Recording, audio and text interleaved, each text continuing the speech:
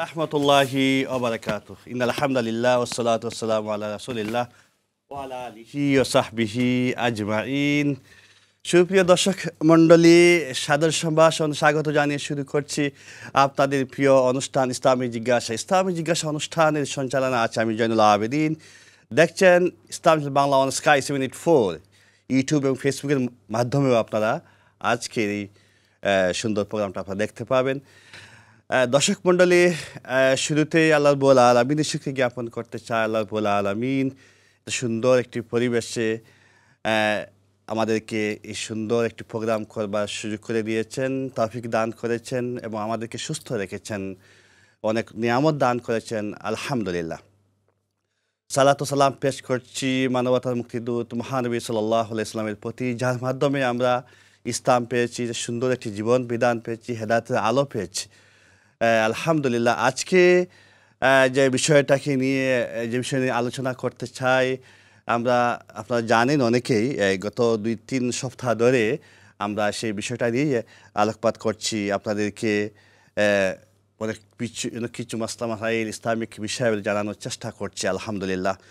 নতুন নতুন গেস্ট, নতুন স্পেশাল গেস্ট, ইসলামী চিন্তাবিদগণ আজ এই ইসলামী জিজ্ঞাসা অনুষ্ঠানে এসে থাকেন এবং অত্যন্ত সুন্দরভাবে আলোচনা করে থাকেন। আমরা আজকেও সেই বিষয়টা নিয়ে আলোচনা করব এবং অনেক আপনারা জানেন সুন্নতে রাসূল সাল্লাল্লাহু আলাইহি সাল্লামের যদি বিষয়টা নিয়ে আলোচনা করতে চাই শেষ হবার মতো নয়। প্রতিদিন প্রতি সপ্তাহ যদি আমরা আলোচনা করি এটা শেষ হবে না। আজকেও আমরা সেই বিষয়টা নিয়ে রাসূল সাল্লাল্লাহু আলাইহি সাল্লামের আনুগত্য, অনুসরণ, আদর্শ, সুন্নাহ, জীবনযাপনের যে বিজ্ঞান আছে, রাসূল সাল্লাল্লাহু আলাইহি ওয়াসাল্লামের দেখানো যে পথগুলো আছে, যে সুন্নাহগুলো আছে, আমরা সেগুলো কীভাবে কাজে লাগাবো সেই বিষয়টি নিয়ে আলোচনা করবার জন্য আজকে স্টুডিওতে আমন্ত্রণ জানিয়েছি আপনাদের সুপরিচিত ব্যক্তিত্ব, সকলের সুপরিচিত ব্যক্তিত্ব, বিশিষ্ট মিডিয়া ব্যক্তিত্ব, বিশিষ্ট ইসলামী চিন্তাবিদ, যার কথা সবসময় আপনারা শুনে থাকেন এবং অত্যন্ত সুন্দরভাবেও কথাগুলো বাস্তবায়ন করে থাকেন। তিনি হচ্ছেন আর কেউ নন, তিনি হচ্ছেন শেখ এমদাদ মাদানী। আসসালামু আলাইকুম। ওয়ালাইকুম আসসালাম ওয়া রাহমাতুল্লাহ। কেমন আছেন? আলহামদুলিল্লাহ। আলহামদুলিল্লাহ। আপনাকে পেয়ে আমরা খুবই খুশি। আপনাকে ধন্যবাদ আজকে এবং স্বাগত জানাচ্ছি ইসলামী জিজ্ঞাসা অনুষ্ঠানে। জি, জাযাকুমুল্লাহ খাইর, বারাকাল্লাহু ফিকুম। আলহামদুলিল্লাহ। শুরুতেই আপনার কাছ থেকে আজকে এই প্রোগ্রামে ইসলামী জিজ্ঞাসা অনুষ্ঠান ব্যাপারে এবং আপনার মূল্যবান নসিহত শুনতে চাই। জাযাকুমুল্লাহ খাইর। আসসালামু আলাইকুম ওয়া রাহমাতুল্লাহি ওয়া বারাকাতুহু।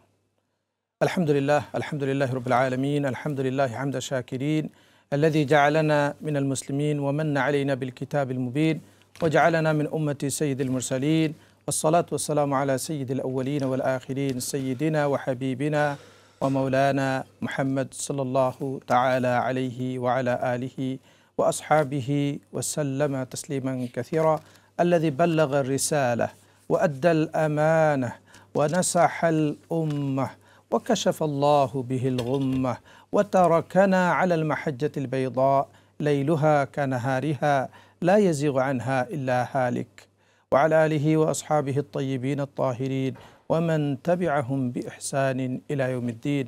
أما بعد، فأعوذ بالله من الشيطان الرجيم. بسم الله الرحمن الرحيم. وما آتاكم الرسول فخذوه وما نهاكم عنه فانتهوا واتقوا الله إن الله شديد العقاب. اللهم صل على محمد وعلى آل محمد كما صليت على إبراهيم وعلى آل إبراهيم إنك حميد مجيد. اللهم بارك على محمد وعلى آل محمد كما باركت على إبراهيم وعلى آل إبراهيم إنك حميد مجيد. Respected viewers, listeners, সম্মানিত দর্শক শ্রোতা মণ্ডলী, যেখান থেকে আজকের এই সুন্দর প্রোগ্রাম আপনারা দেখছেন, আমাদের সাথে সংযুক্ত আছেন অথবা পরবর্তীতে সংযুক্ত হবেন, সবাইকে আন্তরিক মুবারকবাদ জানিয়ে আমরা আজকের এই গুরুত্বপূর্ণ বিষয় আমরা শুরু করতে যাচ্ছি। যেভাবে উপস্থাপক ভাই অত্যন্ত সুন্দরভাবে আপনাদের সামনে এই বিষয়টির গুরুত্বর কথা উল্লেখ করেছে যে রাসূল করিম সাল্লাল্লাহু আলাইহি ওয়াসাল্লামের সুন্নাহ, এটা হলো এমন একটি বিষয় যে রাসূল সাল্লাল্লাহু আলাইহি ওয়াসাল্লাম সুদীর্ঘ 23 বৎসরের নবুয়তের জীবনে সাহাবায়ে কেরামদেরকে যে আদর্শের উপর রেখে গেছেন, এর প্রত্যেকটা বিষয় আল্লাহ রসুল যা কিছু যেভাবে করেছেন সাহাবায়ে কেরাম ঠিক সেটাকে সেভাবে পালন করেছেন, এটাই হলো সুন্নাহ। তো এই সুন্নাহ এমন একটি বিষয় যে বিষয়ের উপর সবসময় আলোচনা হওয়া উচিত। যেভাবে বলছেন যে এটা আলোচনা করে শেষ করা যাবে না, কিন্তু এরপরও আমাদেরকে বারবার এই বিষয়ের উপর আলোচনা শুনতে হবে। কারণ এই সদ্য সমাপ্ত যে হজে অনেকেই আমরা যাওয়ার আশা করেছি, কিন্তু এরপরও অনেকের যাওয়া হয়নি, এবং আল্লাহ তাআলা যাদেরকে কবুল করেছেন তারা এই হজে গিয়েছেন। সেই হজে রাসূল সাল্লাল্লাহু আলাইহি ওয়াসাল্লাম সর্বশেষ যে খুতবা, এবং এটাই রাসূল সাল্লাল্লাহু আলাইহি ওয়াসাল্লামের হজ্জাতুল ওয়াদা শেষ খুতবা ছিল এবং বিশেষ খুতবা ছিল। যে খুতবার একটা অত্যন্ত গুরুত্বপূর্ণ বিষয় ছিল, রাসূল সাল্লাল্লাহু আলাইহি ওয়াসাল্লাম উম্মতকে সামনে রেখে বলেন, আলাইকুম বিসুন্নতি। আল্লাহ রসুল বলেন, তারাকতু ফিকুম আমরাইন লান তাদিল্লু মা ইন তামাসসাকতুম বিহিমা কিতাবাল্লাহ ওয়া সুন্নাতা রাসূলি। রাসূল সাল্লাল্লাহু আলাইহি ওয়াসাল্লাম বলেন, আমি দুনিয়া থেকে চলে যাচ্ছি, হয়তো আগামী দিনে তোমাদের সাথে আমার সাক্ষাৎ নাও হতে পারে। আমি দুটি বিষয় তোমাদের সামনে রেখে যাচ্ছি, অত্যন্ত গুরুত্বপূর্ণ দুটি বিষয়। যে দুটি বিষয়কে যদি তোমরা আঁকড়ে ধরতে পারো, তোমরা কখনো পথভ্রষ্ট হবে না। সেই দুটি বিষয়ের একটি হলো কোরআনে কারীম, আল্লাহ তাআলার কিতাব, আর অপরটি হলো সুন্নাহ, রাসূল করিম সাল্লাল্লাহু আলাইহি ওয়াসাল্লামের সুন্নাহ। এই সুন্নাহ সম্পর্কে আজকের আমাদের এই টপিক। আমি কোরআনে কারীম থেকে সূরা হাশরের যে আয়াত তিলাওয়াত করেছি, এই আয়াতে আল্লাহ তাআলা সরাসরি ঈমানদারদেরকে আল্লাহ তাআলা বলছেন, ওয়ামা আতাকুমুর রাসূল ফাখুযুহু ওয়ামা নাহাকুম আনহু ফান্তাহু। রসুল তোমাদের জন্য যা কিছু নিয়ে এসেছে এই সবগুলাকে তোমরা আঁকড়ে ধরবে। ওয়ামা নাহাকুম আনহু, আর যা কিছু থেকে তোমাদেরকে নিষেধ করেছেন সেগুলা থেকে তোমরা বিরত থাকবে। এর সাথে সাথে আল্লাহ বলেন, ওয়াত্তাকুল্লাহ ইন্নাল্লাহা শাদীদুল ইকাব। ওয়াত্তাকুল্লাহ, আল্লাহকে তোমরা ভয় করবে। যখনই মানুষ আল্লাহকে ভয় করবে, তখনই মানুষ রাসূল সাল্লাল্লাহু আলাইহি ওয়াসাল্লামের সুন্নাহ উপর চলা তার জন্য সহজ হবে। তো এই জন্য আল্লাহ তাআলা সাথে সাথেই বলেন, ওয়াত্তাকুল্লাহ, আল্লাহকে ভয় করবে। আর পরে আল্লাহ কি বলেন, ইন্নাল্লাহা শাদীদুল ইকাব। তবে জেনে রাখো, যদি রসুলের তরিকা ছেড়ে অন্য তরিকার উপর চলো, রসুলের নিয়ে আসা জীবন ব্যবস্থাকে বাদ দিয়ে তোমাদের নিজের ডিজায়ার যা চায় সেগুলা তোমরা ফলো করো, তাহলে জেনে রাখো ইন্নাল্লাহ শাদীদুল ইকাব, অবশ্যই আল্লাহ তাআলা তার শাস্তির ক্ষেত্রে অত্যন্ত কঠোর। কারণ দুনিয়ার শাস্তি বিভিন্নভাবে মানুষ সে শাস্তিকে এড়িয়ে যেতে পারে, কিন্তু আখিরাতের শাস্তি থেকে কেউ কোনো অবস্থায় ছুটতে পারবে না। যদি আল্লাহ তাআলা কাউকে তার অন্যায়ের কারণে, তার গুনাহের কারণে যদি তাকে আল্লাহ তাআলা শাস্তি দেন, তাহলে অবশ্যই সেটা অত্যন্ত কঠিন বিষয়। তো সম্মানিত দর্শক শ্রোতা মণ্ডলী, এই আয়াতে আল্লাহ তাআলা আমাদেরকে রাসূল করিম সাল্লাল্লাহু আলাইহি ওয়াসাল্লাম যা কিছু নিয়ে এসেছেন সেগুলাকে আঁকড়ে ধরার কথা, এবং যা কিছু থেকে নিষেধ করেছেন সেগুলা থেকে বেঁচে থাকার জন্য আল্লাহ তাআলা সরাসরি আমাদেরকে আদেশ করেছেন। অন্য আয়াতে আল্লাহ তাআলা রাসূল সাল্লাল্লাহু আলাইহি ওয়াসাল্লামকে আমাদের রোল মডেল হিসাবে আল্লাহ তাআলা বলেন, লাকাদ কানা লাকুম ফি রাসূলিল্লাহি উসওয়াতুন হাসানা। অবশ্যই তোমাদের জন্য রয়েছে রাসূল করিম সাল্লাল্লাহু আলাইহি ওয়াসাল্লামের মধ্যে উত্তম আদর্শ।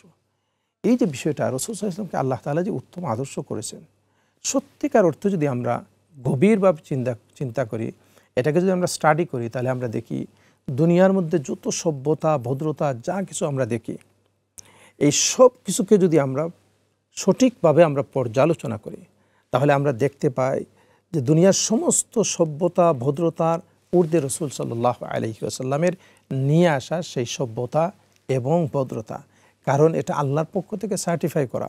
আল্লাহ তাআলা রাসূল সাল্লাল্লাহু আলাইহি ওয়াসাল্লামকে বলেন, ওয়া ইন্নাকা লাআলা খুলুকিন আযীম। রাসূল অবশ্যই দুনিয়ার মানুষের যে সুন্দর আদর্শ রয়েছে, এই সমস্ত সুন্দর আদর্শের একেবারে সবার শীর্ষে আপনার অবস্থান। তো এই যে বিষয়টা, যে রাসূল সাল্লাল্লাহু আলাইহি ওয়াসাল্লামের সুন্নাহ, প্রথম কথা হলো কি, যে সুন্নাহ বলতে আমরা কি বুঝি, যদি আমরা একটু ব্যাখ্যা বিশ্লেষণ করি তাহলে বোঝাটা আমাদের জন্য খুবই সহজ হবে। আরবিতে সুন্নাহ শব্দের অর্থ হলো আত-তারিকা, রাস্তা। সুন্নাহকে বলা হয় আত-তারিকা আল মাহমুদা আল মুস্তাকিমা, তিনটি শব্দ বলা হয়েছে। একটা মিনিট দর্শকের কথা বলে আসি, যদি এলাও করে। অসুবিধা নেই। দর্শক মণ্ডলী, শেখ এমদাদুর রহমান আল মাদানী আমাদের সঙ্গে আছেন, যিনি প্রিন্সিপাল মাজাহিল উলুম লন্ডন, যাকে সবসময় চিনেন। তিনি অত সুন্দরভাবে যে বিষয়টা নিয়ে আলোচনা করছেন সুন্নাহ বিষয় নিয়ে। তিনি বলছিলেন যদি আল্লাহকে আমরা ভয় করি তাহলে অবশ্যই রাসূলের সুন্নাহকে আদর্শকে আমরা লালন করতে হবে। রাসূলের আল্লাহকে ভয় করবেন যদি আপনি অটোমেটিকলি ভয় চলে আসবে যদি রাসূলের সুন্নাহ জীবন ব্যবস্থাকে যদি আপনি মেনে চলেন, রাসূল সাল্লাল্লাহু আলাইহি ওয়াসাল্লাম যদি অনুকরণ করেন, রাসূল সাল্লাল্লাহু আলাইহি ওয়াসাল্লাম যদি অনুসরণ করেন এবং বলেছেন লাকাদ কানা লাকুম ফি রাসূলিল্লাহি উসওয়াতুন হাসানাহ, তোমাদের মধ্যে যে রাসূল সাল্লাল্লাহু আলাইহি ওয়াসাল্লাম তোমাদের মধ্যে উত্তম আদর্শ রয়েছে, সেই উত্তম আদর্শটা কী সেই বিষয়গুলো কিন্তু আলোচনা করবেন এবং সুন্নাহ নিয়ে আলোচনা করবেন। তার আগে নাম্বারটি বলে দিতে চাই, নাম্বারটি হচ্ছে 0203874678 বলছে এগেন 0203874678 এই নাম্বারে কল দিয়ে আপনার প্রশ্ন করতে যে কোনো প্রশ্ন উত্তর দেওয়ার চেষ্টা করুন। একটি কল নিয়ে নিই। কলার আসসালামু আলাইকুম। ওয়ালাইকুম আসসালাম। আসসালামু আলাইকুম। জি ওয়ালাইকুম আসসালাম। ভালো আছেন? জি আলহামদুলিল্লাহ ভালো আছি। আমি একটা প্রশ্ন করতে চাই। জি বলুন। জি, বাচ্চাকে কতদিন পর্যন্ত ব্রেস্ট ফিডিং করানো যায়? কত মান্থ? জি ওইটা আমার জানা ছিল। জি, আর কোনো প্রশ্ন? জি না। Thank you very much. আপনি শুনুন। জি ওকে ওকে, সালাম শুনুন, আলাইকুম। ইনশাল্লাহ শায়েখ আপনার প্রশ্নের উত্তর দিচ্ছেন। অত্যন্ত চমৎকার প্রশ্ন শায়েখ, আপনি জাযাকাল্লাহ বুঝতে পেরেছেন নিশ্চয়ই। ইয়েস, বিসমিল্লাহ আলহামদুলিল্লাহ ওয়াসসালাতু ওয়াসসালামু আলা রাসূলিল্লাহ ওয়া আলা আলিহি ওয়া সাহবিহি ওয়া মান ওয়ালা। সিম্পলি সরাসরি কোরআন থেকে যদি আমরা এর উত্তরে যাই, সেটা হলো হামলুহু ওয়া ফিসালুহু 30 শাহরা। যে আল্লাহ তাআলা একজন মা গর্ভধারণ করার পর যখন একটি সন্তান ভূমিষ্ঠ হয়, দুনিয়াতে আসে, সেই সন্তানকে কতদিন শরীয়তের পক্ষ থেকে দুধ খাওয়াতে হবে, বুকের দুধ খাওয়াতে হবে। তো আল্লাহ তাআলা বলছেন 30 শাহরা, 30 মান্থ। সেখানে ফুকাহায়ে কেরাম 6 মাসকে মানুষের গর্ভের একেবারে সর্বনিম্ন সময় ধরে, এরপরে 24 মাস অর্থাৎ 2 বছর। সহজ কথা হলো কি, যে সিম্পল আনসার, সরাসরি আনসার হলো যে 2 বছর পর্যন্ত বাচ্চাকে মা তার বুকের দুধ খাওয়াবেন। এটা প্রশ্নটা অত্যন্ত গুরুত্বপূর্ণ প্রশ্ন এই জন্য যে একজন মুসলমানের জন্য এই বিষয়গুলো জানা আজকে খুবই জরুরি। কারণ আজকে আমাদের বাচ্চাদের যে তারবিয়ত হয় না, বাচ্চারা যে মা বাবার সাথে মানে যেভাবে অ্যাটাচ হওয়ার কথা, এর থেকে যে দূরে থাকে, এর একটা বড় রহস্য ইসলামী গবেষকগণ বলেন যে বর্তমান সময়ে মায়েদের জন্য আল্লাহ তাআলার পক্ষ থেকে যে বিধান দেয়া যে তারা বাচ্চাদেরকে লালন পালন করবেন, এবং এই জন্য আল্লাহর পক্ষ থেকে এটি অটোমেটিকলি এমন একটা সিস্টেম আল্লাহ তাআলা দিয়েছেন যে এই সিস্টেমের মধ্যে যখন বাচ্চারা বড় হয়, তাহলে তো ফিজিক্যালি এবং মেন্টালি স্পিরিচুয়ালি এই বাচ্চাগুলা স্ট্রং হয়, ভালো হয়। তো এগেইন আমরা যেটা বলবো সেটা হলো কি, যে শরীয়তের বিধান হলো যে 2 বছর পর্যন্ত মা তাকে কী করবেন, নিজের বুকের দুধ খাওয়াবেন। এবং এই কাজের মধ্যে অনেক সওয়াবও রয়েছে। এটা শুধু এমন কাজ না যে শুধু লুক আফটার করবেন, বরং এই কাজ একটা মা এই 2 বছর আল্লাহ তাআলার ইবাদতি সওয়াব পায় যখন এই বাচ্চাকে এভাবে লুক আফটার করে। চমৎকার প্রশ্ন উত্তর দিয়েছে, কিন্তু শায়েখ আপনাকে একটা সম্পূরক প্রশ্ন যেটা আমাকে করতে হচ্ছে আপনাকে, যে বর্তমান সমাজে সেই বিষয়টাকে একটু প্রাধান্য দেওয়া হচ্ছে না। আমরা দেখছি, আমরা 2 বছরে কোরআনে বলা হয়েছে মা সেটাকে বাচ্চাকে লালন পালন করবেন বুকের দুধ খাওয়ানোর মধ্য দিয়ে, কিন্তু আমরা কিন্তু শপিংয়ে চলে যাই, অনেক সময় বাজার থেকে কিনে আমরা দুধ খাওয়াই। তো সেটা কি কতটুকু লজিক্যাল, কি করা উচিত কি উচিত না, আপনি যদি একটু স্পেসিফিক বলতেন। জাযাকাল্লাহ খায়র।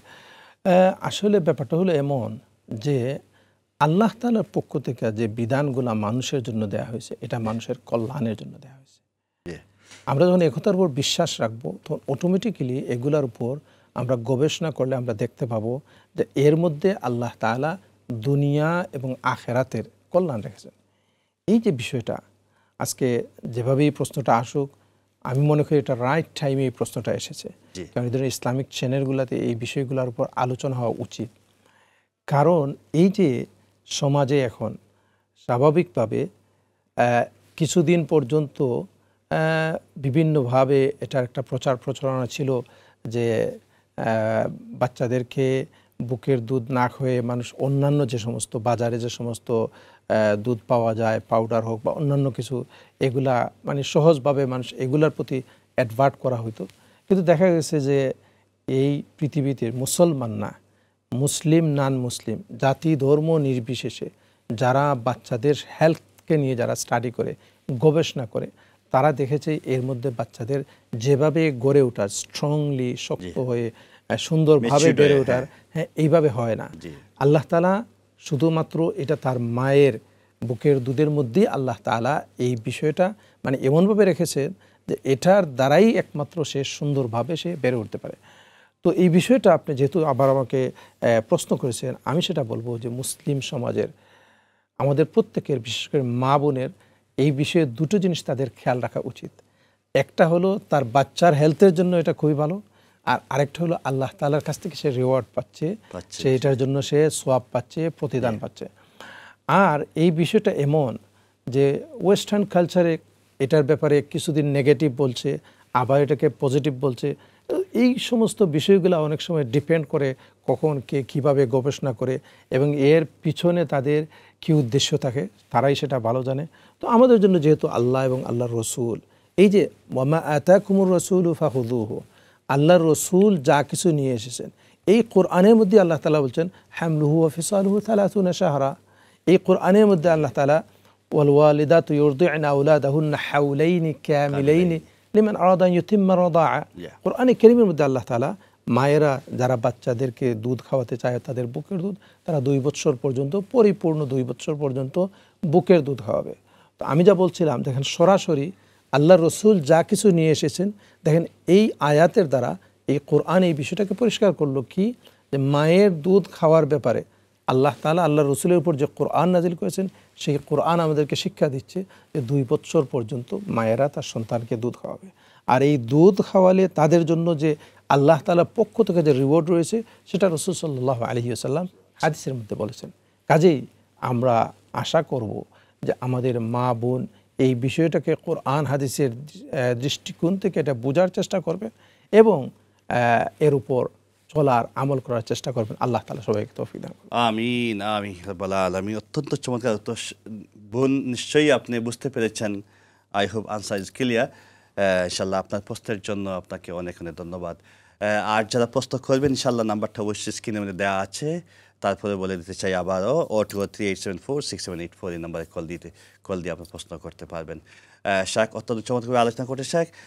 কোরআন মাজিদের মধ্যে একটি আয়াত আছে ইয়া আইয়ুহাল্লাযীনা আমানু আতিউল্লাহ ওয়া আতিউর রাসূল ওয়া উলিল আমরি মিনকুম। সেই আয়াতে কিন্তু বলা হয়েছে আল্লাহ ইত্তেবা করো, রাসূলের ইত্তেবা করো এবং পাশাপাশি আপনার দায়িত্বশীলের ইত্তেবা করো। প্রথমে 2টা আতিউ বলা হয়েছে কিন্তু তার পরবর্তীতে কোনো আতিউ নেই, ও উলিল আমরি মিনকুম বলা হয়েছে আয়াতের মধ্যে।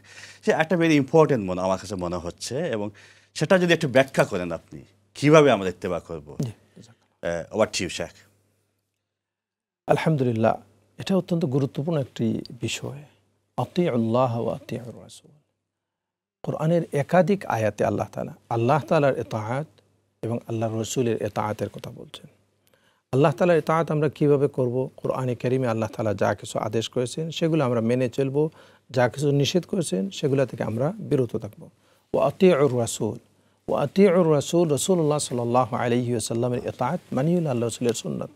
সুন্নাত কাকে বলে? কওলুর রাসূল সাল্লাল্লাহু আলাইহি ওয়াসাল্লাম ওয়া ফি'লুহু ওয়া তাকরিরুহু, আল্লাহ রসুলের কথা কাজ এবং যে সমস্ত কাজ তিনি সাপোর্ট করেছেন এই সবগুলাকে সুন্নাহ বলা হয়।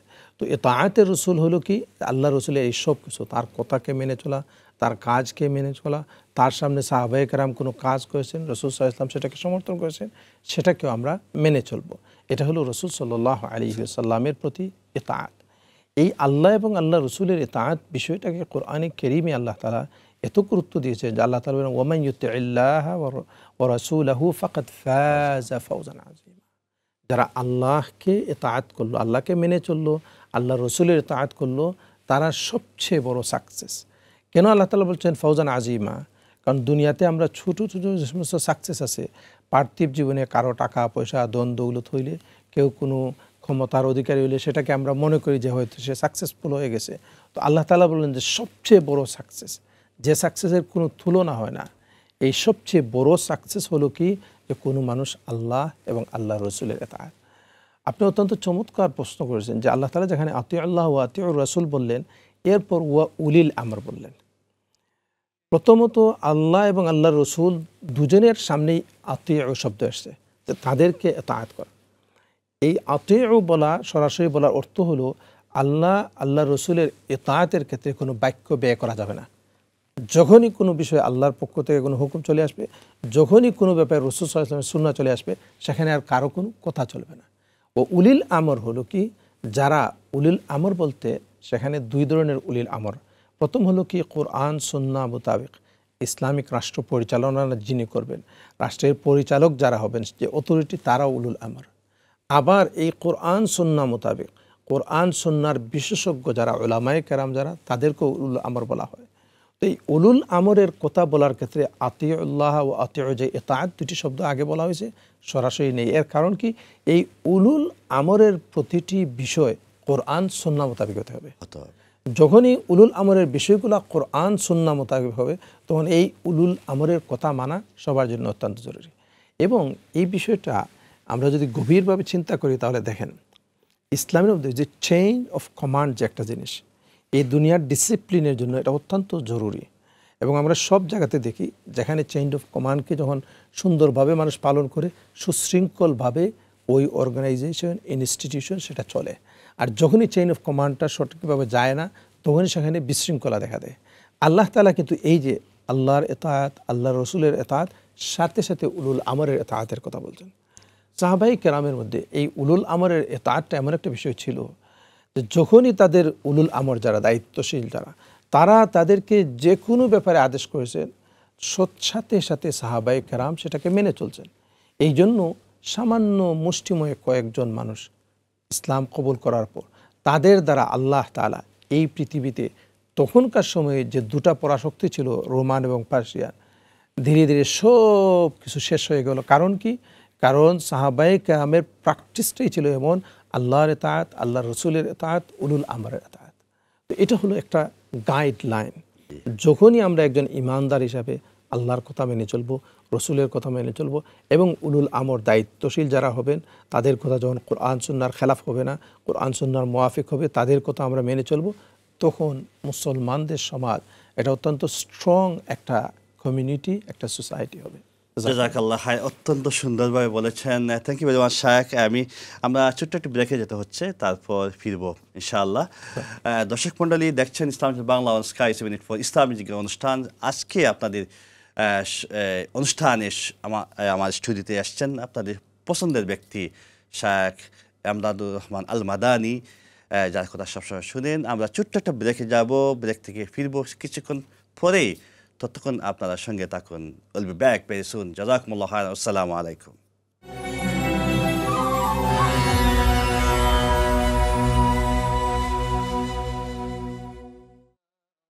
আসসালামু আলাইকুম রহমতুল্লাহি ওয়া বারাকাতুহু। সুপ্রিয় দর্শক, আপনারা দেখছেন ইসলাম চ্যানেল বাংলা অন স্কাই 784 ইসলামী জিজ্ঞাসা অনুষ্ঠান, আপনাদের প্রিয় অনুষ্ঠান। সপ্তাহে 3 দিনই দেখে থাকেন। 3 দিনই চমৎকার চমৎকার গেস্ট ও স্টুডিওতে উপস্থিত হয়ে থাকেন। অত্যন্ত চমৎকার আলোচনা। আজকে আলোচনা করছি সুন্নতে রাসূল সাল্লাল্লাহু আলাইহি সাল্লাম এবং ইত্তেবা রাসূল সাল্লাল্লাহু আলাইহি সাল্লাম, রাসূল সাল্লাল্লাহু আলাইহি সাল্লামের যে সুন্নাহগুলো আমরা জীবন চলার পথে কীভাবে বাস্তবায়ন করব, সাহাবায়ে কেরাম রাদিয়াল্লাহু আলাইহিম আজমাইন তাদের মতো করে কীভাবে আমরা আদর্শবান হব, তারা কি যেভাবে রাসূল সাল্লাল্লাহু আলাইহি ওয়াসাল্লামকে ফলো করছিলেন, ইত্তেবা করছিলেন, আনকন্ডিশনাল, শর্তহীনভাবে আমরা কিভাবে জীবন চলার পথে, সেই পারিবারিক লাইফে, ব্যক্তিগত জীবনে, অর্থনীতিতে এবং রাষ্ট্রীয়ভাবে, আন্তর্জাতিকভাবে কীভাবে আমরা আসলে সুন্নাহ এবং আদর্শকে বাস্তবায়ন করব, সেই বিষয়গুলো নিয়ে আলোচনা করবার জন্য আজকে স্টুডিওতে এসছেন শেখ এমদাদুর রহমান আল মাদানী। কথা আমরা শুনছি ইনশাআল্লাহ। শেখ, আপনি শুরুতেই ব্রেকে যাওয়ার আগেই অত চমৎকার একটি বিষয় নিয়ে আসছেন, যেটা আমি আপনাকে প্রশ্ন করছিলাম, সেটা কিন্তু শেষ হয়নি। কিন্তু তার সাথে সাথে আমি একটি প্রশ্ন সম্পর্কে প্রশ্ন করতে চাই। কিন্তু উলিল আমরি মিনকুম নিয়ে আমরা তো অনেকে অনেক ব্যাখ্যা দেই, কিন্তু অনেকে আমরা যেমন সমাজে অনেকভাবে বলি আমরা এই উলিল আমরি মিনকুম, আমাদের দায়িত্বশীল, আমরা আমাদের কথা মানতে হবে, এটাই ফরজ, এইসব অনেক কথা। এটা আমি যদি একটু ব্যঙ্গে বলি, কিন্তু নাম না বলি, যদি বিভিন্ন সংগঠনও তো বিভিন্ন ইসলামিক স্কলাররা বলে থাকেন, দায়িত্বশীলরা বলে থাকেন যে আমরাই উলিল আমরি মিনকুম, এটা মানতে হবে, না মানলেই হবে সেই হবে, অনেক কিছু প্রশ্ন আসে। এটা একটু আমরা একটু ব্যাখ্যা জানতে চাই যে আপনি বলছিলেন উলামায়ে কেরামকে কি করতে হবে, ফলো করতে হবে, অনেক কিছু আসে আপনার কথা যেন বেশি উঠছে। আপনি একটু যদি একটু বলেন, would be grateful to you. Okay, জাযাকাল্লাহু খাইর। বিসমিল্লাহ, আলহামদুলিল্লাহ, ওয়াসসালাতু ওয়াসসালামু আলা রাসূলিল্লাহ ওয়া আলা আলিহি ওয়া সাহবিহি ওয়া মান ওয়ালা। ব্রেকের আগে আমরা এই বিষয়ের উপর আলোচনা করছিলাম, সেটা হলো কি উলুল আমর শব্দের মধ্যে উলুল আমর হলো অথরিটি, উলুল আমর যাদের অথরিটি। তো উলুল আমর বলতে রাসূল করিম সাল্লাল্লাহু আলাইহি ওয়াসাল্লামের জামানায়, সাহাবায়ে কেরামের জামানায় উলুল আমর ইসলামিক খলিফা, তিনি উলুল আমর, এবং তার অথরিটি, তার আন্ডারে যারা, তাদেরকেই উলুল আমর বলা হতো। এটা হলো ইসলামের সরাসরি কোরআনের উলুল আমর বলতে যা বোঝানো হয়েছে। কিন্তু শাব্দিকভাবে উলুল আমর শব্দের অর্থ হলো কি, যার কাছে আমর মানে যে বিষয়টা, যিনি যে ব্যাপারে দায়িত্বশীল, তাদেরকে ওইভাবে বলা যেতে পারে যে দায়িত্বশীলদের অনুসরণ করা। তো ইসলামিকলি সবচেয়ে উলুল আমর বলতে আমরা যা বুঝি সেটা কি, রাসূল সাল্লাল্লাহু আলাইহি ওয়াসাল্লামের পরে সাহাবায়ে কেরাম, আবু বকর সিদ্দিক রাদিয়াল্লাহু তাআলা আনহু, তিনি যেভাবে রাষ্ট্র পরিচালনা করেছেন তার ইতাআত, পরবর্তী ওমর রাদিয়াল্লাহু তাআলা, ওসমান রাদিয়াল্লাহু তাআলা, আলী রাদিয়াল্লাহু তাআলা, এইভাবে ইসলামে যখন কোনো খলিফা আসবেন, তো খলিফাকে যখন বায়াত দেওয়া হয় তখন সারা দেশের মানুষ ওনার উপর আলাস সামঈ ওয়াত তাআ, এটার উপর বায়া করে। যেমন এই যে সুন্নাহর ব্যাপারে যে প্রসিদ্ধ যে হাদিসটি ইরবাদ ইবনে সারিয়া রাদিয়াল্লাহু তাআলা আনহু থেকে বর্ণিত, তিনি বলেন খাতাবানা রাসূলুল্লাহ সাল্লাল্লাহু আলাইহি ওয়াসাল্লাম খুতবাতান বালিগা। এরপর তিনি বলতেছেন যে রাসূল সাল্লাল্লাহু আলাইহি ওয়াসাল্লাম আমাদেরকে হঠাৎ একদিন এমন আজীব ধরনের একটি খুতবা, নসিহা পেশ করছিলেন, কাআন্নাহা খুতবাত মুওয়াদ্দিন, যেমন মনে হচ্ছিল এটা জীবনের শেষ, এরপরে মনে আর কোনো নসিহত তিনি করবেন না। তার ধরনটা কি কেমন ছিল, জারাফাত মিনহাল উয়ুন ওয়া ওয়াজিলাত মিনহাল কুলুব। আল্লাহ রাসূলের কথা শুনে সাহাবায়ে কেরামের চক্ষু থেকে ঝরঝর করে অশ্রু নির্গত হচ্ছিল, পানি ঝরে পড়ছিল। জারাফাত মিনহাল উয়ুন, একটা হলো ইচ্ছা করে কাঁদা, আর আরেকটা বিষয়টা এমন যে বিষয়ের কারণে মানুষ তার নিজের কন্ট্রোল ছাড়াই তার চোখ গড়ায় পানি পড়ে, অটোমেটিকলি পানি পড়ে। তো জারাফাত মিনহাল উয়ুন, দুই চোখ দিয়ে সাহাবায়ে কেরামের পানি ঝরঝর করে পড়ছিল। ওয়াজিলাত মিনহাল কুলুব, এবং অন্তরগুলা কেঁপে উঠেছিল। তখন একজন বলল, ইয়া রাসূলুল্লাহ আওসিনা, এমন যখন আপনি আজকে এই ধরনের বয়ান করছেন, তো আমাদেরকে কিছু ওসিয়ত করে যান, কারণ আজকের দিনের পর যদি এটা বর্ণনা ভঙ্গি এমন ছিল যে মনে হচ্ছিল এটাই আল্লাহ রাসূলের শেষ বয়ান হবে। তো বলছিলেন যে আমাদেরকে কিছু অ্যাডভাইস করেন। তখন রাসূল সাল্লাল্লাহু আলাইহি ওয়াসাল্লাম বললেন, আলাইকুম, প্রথম কথাটা বিতাকওয়াল্লাহ, প্রথম হলো আল্লাহ তাআলার ভয়, যে আল্লাহকে ভয় করা। এই যে আমরা রমাদানে আমরা তাকওয়ার কথা আমরা শুনেছি, হজে গিয়ে সেখানে ওয়াত্তাকুন ইয়া উলিল আলবাব, সেখানে আল্লাহ তাআলা আল্লাহকে ভয় করার কথা বলছেন। তো সর্বক্ষেত্রে এই যে তাকওয়া যে বিষয়টা, আল্লাহর ভয়, সেই বিষয়টা রাসূল সাল্লাল্লাহু আলাইহি ওয়াসাল্লাম বলেন কি, প্রথম হলো কি যে আল্লাহ তাআলার ভয়ের কথা এক। এরপর আলাইকুম বিসসামঈ ওয়াত তাআ, দুই নম্বর হলো আসসামউ ওয়াত তাআ। আসসামউ হলো কি যে উলুল আমর, ইসলামী রাষ্ট্রপ্রধান যদি কোনো আদেশ করেন সেটাকে মন দিয়ে শোনা, ওয়াত তাআ, শোনার পর সাথে সাথে সেটার উপর ইত্তেবা করা, মেনে চলা। ইন উল্লিয়া আলাইকুম আবদুন হাবশিয়ুন, যদি এমন কি কোনো একজন হাবশি স্লেভকে যদিও তোমাদের আমির বানানো হয়, অর্থাৎ তোমাদের সর্বসম্মতিক্রমে যাকেই আমির বানানো হবে, তোমরা তার কালার, তার রেস, তার ল্যাঙ্গুয়েজ, সেটা দেখা তোমাদের ম্যাটার না। আমির একজনকে বানানো হয়েছে, তাকে তোমরা মেনে চলবে। যেভাবে আমরা এটা দেখতে পাই নামাজের ক্ষেত্রে, যখনই একজন ইমামতি করে তখন আমরা তখন আর তার পিছনে যাই, আর রুকু সিজদা সব কিছুই আমরা মেনে চলি। আমরা তখন আর চেক করি না বা দেখতে যাই না তার কালার কি, তার ল্যাঙ্গুয়েজ কি, তাই সে কোন ব্যাকগ্রাউন্ডে, সেটা আমরা দেখি না। তো আল্লাহ রসুল বললেন যে দেখো, এমন কি যদি এই ক্ষেত্রে একজন হাবশি স্লেভকেও যদি তোমাদের লিডার বানানো হয়, তার কথা তোমরা মেনে চলবে। এরপর রাসূল সাল্লাল্লাহু আলাইহি ওয়াসাল্লাম বলছেন, আলাইকুম বিসুন্নতি। এরপরে কথা রয়ে গেছে, ইন্নাহু মান ইয়াইশ মিনকুম ফাসায়ারা ইখতিলাফান কাসীরা। যেহেতু এই খুতবাটা এমন যে ফিউচার, ভবিষ্যতের বিষয়কে সামনে রেখে রাসূল বলছেন, তো আল্লাহ রসুল বললেন যে দেখো, আমার পরে তোমরা যদি দুনিয়াতে বেঁচে থাকো, তো তোমাদের সামনে অনেক ধরনের পথ মত এটা তোমরা দেখতে পাবে। আর ওই সময় আলাইকুম বিসুন্নতি ওয়া সুন্নাতিল খুলাফায়ে রাশিদিন আল মাহদিয়িন আদ্দু আলাইহা বিন নওয়াজিস। ওই সময় তোমাদের জন্য প্রথম কাজ হবে কি, আলাইকুম বিসুন্নতি, আমার সুন্নতকে তোমরা আঁকড়ে ধরবে, যে টপিকটা আজকের এই সুন্নাহ, আলাইকুম বিসুন্নতি। আর ওয়া সুন্নাতিল খুলাফায়ে রাশিদিন আল মাহদিয়িন, এর সাথে সাথে আল্লাহ রসুল বললেন যে আমার খোলাফায়ে রাশিদিন মাহদিয়িন, যারা সঠিক পথের উপর ছিলেন। খোলাফায়ে রাশিদিন সর্বপ্রথম আবু বকর রাদিয়াল্লাহু তাআলা আনহু, ওমর রাদিয়াল্লাহু তাআলা আনহু, উসমান রাদিয়াল্লাহু তাআলা আনহু, আলী রাদিয়াল্লাহু তাআলা আনহু, যে তাদের সুন্নত, শরীয়তের অনেক বিষয়, অনেক হুকুম মাহকাম তাদের সময় এস্টাবলিশ হয়েছে। তো আল্লাহ রসুল সরাসরি যে বিষয়গুলোকে এস্টাবলিশ করে গেছে সেগুলাকে ফলো করা যাবে জরুরি।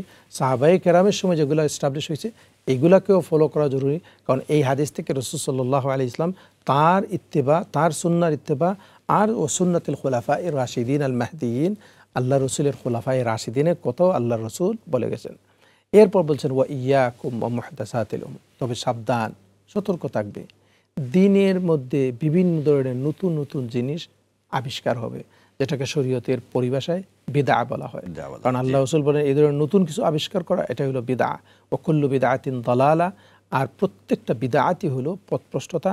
আর অন্য রাওয়ায়াতে আল্লাহ রাসূল বলেন ওয়া কুল্লু দালালাতিন ফিন্নার। তো এই যে হাদিস, এই হাদিসের মধ্যে রাসূলুল্লাহ সাল্লাল্লাহু আলাইহি ওয়াসাল্লাম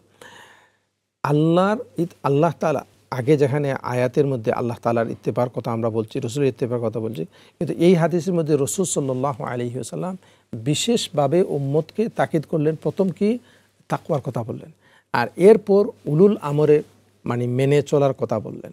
এরপর রাসূল সাল্লাল্লাহু আলাইহি ওয়াসাল্লামের সুন্নতের কথা, খোলাফায়ে রাশিদিনের সুন্নতের কথা। তো মেইন ব্যাপার হলো কি, আপনার প্রশ্নটা হলো সরাসরি যে উলুল আমর বলতে আমরা কি বুঝাই। যেমন শুরুতে আমি যেটা বলছিলাম, মুসলমানদের কোনো খলিফা হলে, রাষ্ট্রপ্রধান হলে তার কাছে বায়া দেওয়া হবে এবং তার জন্য আসসামা ওয়া তাআর উপর বায়া হবে, যে কি আমরা তার কথা শুনবো, তার কথা আমরা মানবো, এই কথার উপর আমরা বায়াত দেব। বর্তমান সময়ের দুনিয়াতে এই ধরনের কোনো ইসলামিক রাষ্ট্র বা খেলাফত সিস্টেম নেই যাকে আমরা বায়াত দিব এবং তাকে উলুল আমর হিসাবে আমরা মেনে চলব। এখন প্রশ্ন হলো যে শাব্দিকভাবে এই উলুল আমর বলতে দায়িত্বশীল বোঝানো হয়েছে। কোরআনে কারীমের এই আয়াতের তাফসীরের মধ্যে আসছে যে আল্লাহ এবং আল্লাহর রসুলের আদর্শ কোরআন এবং সুন্নাহ থেকে উলামায়ে কেরাম এই কোরআন সুন্নাহকে রিপ্রেজেন্ট করেন, সমাজের মানুষকে এই কোরআন সুন্নাহর কথা বলেন। এর অর্থ হলো কি, যে আল্লাহ এবং আল্লাহর রসুলের কথার প্রচার প্রসার তারা করেন। এই ক্ষেত্রে ইসলামিক রাষ্ট্রের পরে উলুল আমরের ক্যাটাগরিতে এরপরে এই উলামায়ে কেরামের স্থান আসে, যে এই উলামায়ে কেরাম যেহেতু আল্লাহ এবং আল্লাহর রসুলের কোরআনের এবং হাদিসের ব্যাখ্যা ওনারা দেন, সমাজকে এই বিষয়গুলো বলেন, তো তাদেরকে এতাআত করতে হবে। কেন তাদেরকে এতাআত করতে হবে? কারণ কোরআনে কারীমের মধ্যে আল্লাহ তাআলা বলেন যে যদি ফাসআলু আহলা যিকরি ইন কুনতুম লা তা'লামুন, যদি কোনো ব্যাপারে তোমার জানা না থাকে তাহলে আহলুজ যিকর উলামায়ে কেরাম যারা, তাদেরকে তোমরা জিজ্ঞেস করবে এবং তাদের কথা মেনে চলবে। এই জন্য উলামায়ে কেরাম শরীয়তের হুকুম বলেন, হালাল হারামের কথা বলেন, জায়েজ না জায়েজের কথা বলেন। এই যে এখানে প্রশ্ন করা হয়, এভাবে বিভিন্ন সময় উলামায়ে কেরামদেরকে প্রশ্ন করা হয়, তখন সর্বসাধারণের দায়িত্ব হলো কি, এটাকে মেনে চলা। আপনার প্রশ্ন হলো কি, তাহলে আমাদের সাংগঠনিকভাবে যে সমস্ত সংগঠনের আমির বা দায়িত্বশীল রয়েছেন তাদের কথাও আমাদেরকে মেনে চলতে হবে কিনা। শাব্দিক বিবেচনায় যদি আপনার দায়িত্বশীল কোরআন হাদিসের খেলাফ কোনো কাজ না করেন, আদেশ না করেন, আর আপনি চাই সেই সংগঠনের একজন সদস্য বা কর্মী হন, অথবা কোনো ইনস্টিটিউট, আপনি একটা ইনস্টিটিউটে আপনি কাজ করেন, আপনার বস সে আপনার দায়িত্বশীল, সে যদি আপনাকে কোনো আদেশ করে এবং সেটা যদি কোরআন সুন্নাহর খেলাফ কিছু না হয়, আপনার দায়িত্বের মধ্যে যদি পড়ে, তার এটা মেনে চলা আপনার জন্য, আমার জন্য, সবার জন্য এটা জরুরি। অর্থাৎ ইন ব্রড মিনিং, যেহেতু দায়িত্বশীল বলা হয় উলুল আমর বলতে, এই দায়িত্বশীলের ক্যাটাগরি হিসাবে যদি সেটা কোনো সংগঠনের কোনো আমির হন, অথবা কোনো অর্গানাইজেশনের কোনো হেড হন, অথবা কোনো ইনস্টিটিউশনের কোনো হেড হন, যিনি হেড হবেন, দায়িত্বশীল হবেন, তার আন্ডারে যারা থাকবে তাদের দায়িত্ব হলো যতক্ষণ পর্যন্ত কোরআন সুন্নাহর খেলাফ কিছু হবে না তখন সে সেটাকে মেনে চলা। মাশাআল্লাহ, অত্যন্ত বিউটিফুল এবং এক্সিলেন্ট আনসার, অত্যন্ত সুন্দরভাবে ব্যাখ্যা করেছেন। Thank you very much. দর্শক মণ্ডলী, নিশ্চয়ই আপনারা আজকে এই প্রোগ্রাম থেকে অত্যন্ত চমৎকার চমৎকার কিছু বিষয়ের সমাধান খুঁজে পাচ্ছেন। শেখ এমদাদুর রহমান আল মাদানী যিনি অত্যন্ত সুন্দরভাবে উপস্থাপন করছেন ইত্তাবে রাসূল সাল্লাল্লাহু আলাইহি সাল্লাম, সুন্নাহ রাসূল সাল্লাল্লাহু আলাইহি সাল্লামের সব সুন্নাহ আদর্শগুলো তুলে দেওয়ার চেষ্টা করছেন। দর্শক প্রশ্ন করছেন, অনেকেই প্রশ্ন করবেন। নাম্বারটি আবার বলে দিচ্ছে 02038746784, 02038746784, এই নাম্বার কল দিয়ে শেখ এমদাদুর রহমান আল মাদানী আছেন, আপনাদের প্রশ্ন করতে পারবেন। শেখ সুন্দর বলেছেন। আপনাকে আরেকটি প্রশ্ন আপনার আলোচনা থেকেই নিয়ে ফুটে উঠেছে। আপনি বলছিলেন বেদাতের কথা। আমরা বেদাতের একটি বিষয়ও আমরা অনেকগুলো বেদাতের সম্মুখীন হয়ে থাকি সমাজে, কমিউনিটিতে বিভিন্নভাবে। এই সেই বেদাতগুলো কিন্তু কোথা থেকে আমরা ক্রিয়েট করি, সেটা কি বিশেষ করে সুন্নাহ থেকে আসে, নাকি আমরা দেখি তো অনেক সময় দেখেছি যে সুন্নাহ বিষয়গুলো নিয়ে কিন্তু আমরা বেদাতের সৃষ্টি করে থাকি। আমরা বেদাত নিয়ে যদি একটু বলতেন আপনি আরও একটু ডিটেলস, খুশি হতাম। তার আগে একটি কল নিয়ে নিই। দর্শক মণ্ডলী, কে আছেন লাইনে? আসসালামু আলাইকুম। আসসালামু আলাইকুম। ভালো আছেন? জি আলহামদুলিল্লাহ। আপনারা কেমন আছেন? আলহামদুলিল্লাহ। খুব সুন্দর লাগছে আপনাদের এই প্রশ্নোত্তর অনুষ্ঠান। জি, শেখ এমদাদ মাদানী আছেন ইনশাআল্লাহ। আমি একটা প্রশ্ন, যেহেতু এই নেতৃত্বের বিষয়ে আমি একটা প্রশ্ন ওনার কাছে জানতে চাচ্ছিলাম। ইসলামী সংগঠনের যে কর্ণধার যারা আছেন, আপনার টেলিভিশনের ভলিউমটা কমিয়ে দিয়ে শুধু ফোনে কথা বলুন, আপনার আওয়াজটা ক্লিয়ার হবে। ইসলামী সংগঠনের যে সমস্ত কর্ণধার ভাইরা আছেন এবং যারা নেতৃত্ব দিচ্ছেন, তারা যদি কুলসিত হন এবং নেতৃত্ব ধরে রাখেন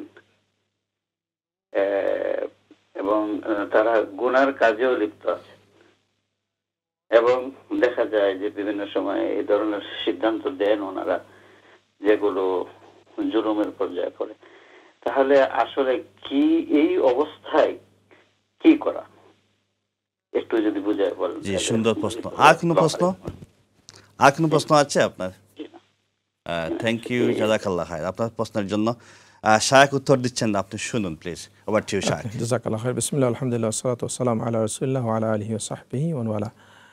অত্যন্ত গুরুত্বপূর্ণ একটি প্রশ্ন, কারণ এটা আমাদের সমাজে স্বাভাবিকভাবে যারা দায়িত্বশীল, যদি দেখা যায় এই সমস্ত দায়িত্বশীলদের মধ্যে জয়া বলছেন সরাসরি শরীয়তের হুকুমের খেলাফ গুনার কাজে কোনো মানুষ লিপ্ত এবং সে তার পাওয়ারকে কুক্ষিগত করে ধরে রাখার জন্য সে জোর করে তার অধীনস্থ যারা আছে তাদের উপর কোনো জিনিস চাপাই দিতে চায়, এই ক্ষেত্রে আমাদের করণীয় কি?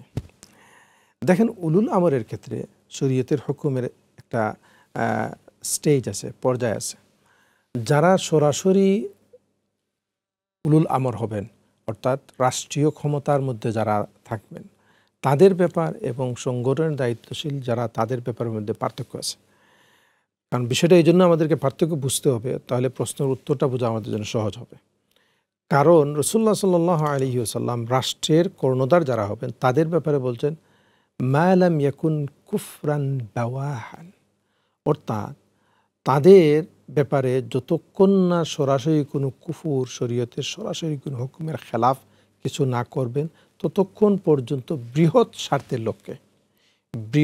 স্বার্থের লক্ষ্যে তাদের আসাম তা।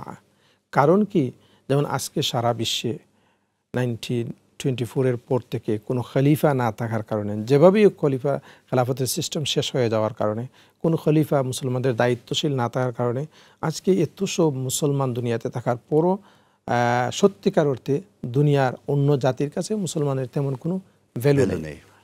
তো এই জন্য আল্লাহ রসুল এই বিষয়টাকে যখন সরাসরি যারা রাষ্ট্রের কর্ণধার হবেন তাদের ব্যাপারে এক ধরনের একটা হুকুম, যে যতক্ষণ কুফরান বাওয়াহান না হবে, যে সরাসরি কুফরি, সরাসরি শরীয়তের খেলাফ কিছু না হবে, ততক্ষণ পর্যন্ত বৃহৎ স্বার্থের লক্ষ্যে, শব্দটা মনে রাখতে হবে, যে বৃহৎ স্বার্থের লক্ষ্যে, যেহেতু মুসলমানদের স্বার্থকে সামনে রেখে তিনি, মুসলমান জাতিকে সামনে রেখে তিনি কাজ করে যাচ্ছেন, কাজেই তার আসাম ও তার অনুসরণের ক্ষেত্রে এক ধরনের হুকুম। এখন হলো কি, যে বিভিন্ন সংগঠনের যারা দায়িত্বশীল বিভিন্ন সময় তারাও উলুল আমরের ইতাআতের দোহাই দিয়ে তারা অনেক সময় সে অন্যায় কিছু করেও তারা চাপাই দিতে চান কর্মীদের উপর যে এটা মানতে হবে, অথবা কখনো দেখা যায় তারা শরীয়তের খেলাফ কোনো কাজ করছেন, তখন অধীনস্থ বা যারা সাংগঠনিকভাবে তাদের নিচে যারা আছে তারা কিছু বলতে গেলে বাধা দেয়া হয় যে না, কথা বলা যাবে না, উলুল আমরে ইতাআত করতে হবে। এই ক্ষেত্রে শরীয়তের দৃষ্টিভঙ্গি হলো কি, এই সমস্ত সংগঠনে যে সমস্ত দায়িত্বশীল যারা রয়েছেন, যে কোনো ধরনের সংগঠন হোক, তাদেরকে ওই উলুল আমরের হাইজিয়া দেয়া যাবে না। সুতরাং যদি কখনো এই ধরনের কোনো ব্যক্তি যার ক্ষমতাকে সে কুক্ষিগত করে রাখার জন্য তার অধীনস্থ কর্মী যারা আছে তাদের উপর সে ইসলামের খেলাফ, শরীয়তের খেলাফ কোনো জিনিস চাপাই দিতে চায়, অথবা সে নিজে আল্লাহ তাআলার কোনো নাফরমানি মাসিয়ার মধ্যে যদি সে মুবতলা থাকে, তখন সে এই মাসিয়াতে যাওয়ার কারণে নেতৃত্বের যোগ্যতা যেটা আছে সেটা সে হারিয়ে ফেলে। অটোমেটিকলি সে তখন আর ওই নেতৃত্বের আসনে থাকার সে আর যোগ্য থাকে না। তো এই ক্ষেত্রে তার অনুসরণ, তার অনুকরণ জরুরি না। হ্যাঁ, এখন কথা হলো কি, তাহলে আমরা তাদের সাথে আমাদের আচরণ কি হবে, আমরা কি করব, এটা অত্যন্ত গুরুত্বপূর্ণ একটা বিষয়। প্রথমত ইসলামী শরিয়া মোতাবেক যদি আমরা তাদের এই বিচার কার্য ব্যবস্থা থাকে, তাহলে অটোমেটিকলি আমরা তাদেরকে বিচারের কাঠ করে আমরা দাঁড় করাতে পারি এবং সেই অনুযায়ী ফয়সালা চলে আসতে পারে। যেহেতু বর্তমান সময়ে এই ধরনের আমাদের কোনো অথরিটি নেই যারা তাদের এই সমস্ত বিচার আচরণ করবে, তো এদের ক্ষেত্রে সহজ যেটা সেটা হলো কি, যে যদি কোরআন হাদিসের খেলাফ কোনো বিষয় থাকে, তাহলে সেখানে যদি কোনো উপদেষ্টা বা শুরা পরিষদ থাকে, তাদেরকে এই বিষয়ে অবগত করানো এবং তাদের মাধ্যমে সুন্দরভাবে এটার কোনো সমাধানের পথ খুঁজে বের করা। থ্যাংক ইউ, অত্যন্ত সুন্দর বলেছেন। I hope answer is clear. ভাই উত্তর পেয়েছেন নিশ্চয়ই। Thank you very much for your question. শাইখ, আমাদের হাতে মাত্র সময় আছে 3 মিনিট। 3 মিনিটের ভিতরে শেষ করতে হবে। আপনার অনেক প্রশ্ন ছিল কিন্তু সবাই হয়তো অ্যালাউ করছে না। আপনি একটু বলছিলেন, আমি শুরুতেই বেদাতের কথা বলছিলাম, সেটা যদি একটু বলেন। আর পাশাপাশি আরেকটি প্রশ্ন, আপনি বলছিলেন সারা বিশ্বের মধ্যে মুসলমানরা কিন্তু কোনো ভ্যালু নেই, মানুষ আমরা দেখছি অনেক নির্যাতিত হচ্ছেন। এই কারণটা কি মনে করেন? আপনি কি মনে করেন যে সুন্নাহ এবং রাসূলের আদর্শ থেকে সরে আসার কারণে এগুলো হচ্ছে, নাকি উপযুক্ত গাইডলাইনের অভাবে হচ্ছে? কি মনে করেন? জাযাকুমুল্লাহ খায়রান। প্রথম চলে আসি আমরা বিদআতের ব্যাপারে। আল্লাহ রাসূল সাল্লাল্লাহু আলাইহি ওয়া সাল্লাম বলেন, মান আহদাসা ফি আমরিনা হাযা মা লাইসা মিনহু ফাহুয়া রাদ। এই হাদিসকে বিদআতের ডেফিনেশন সংজ্ঞার ক্ষেত্রে মেইন হাদিস ধরা হয়। আল্লাহ রাসূল বলছেন, মান আহদাসা ফি আমরিনা হাযা, এই দ্বীনের মধ্যে যদি কেউ নতুন কোনো কিছু আবিষ্কার করে ফাহুয়া রাদ, তাহলে সেটা কি না, গ্রহণযোগ্য না। এটা এমন একটা বিষয় যে যত ধরনের বিদআত আছে সবগুলাকে এটার উপর মাপা যায়। অর্থাৎ আল্লাহর রসুল যা নিয়ে এসেছেন সেটাকে ফলো না করে যদি এর মধ্যে কেউ কোনো একটা জিনিস বাড়াই দিল, কমাই দিল, তাহলে সেটা কি করলো, বিদআত করলো। এই জন্য আল্লাহ রসুলের সুন্নাহকে সরাসরিভাবে আমাদেরকে মেনে চলতে হবে।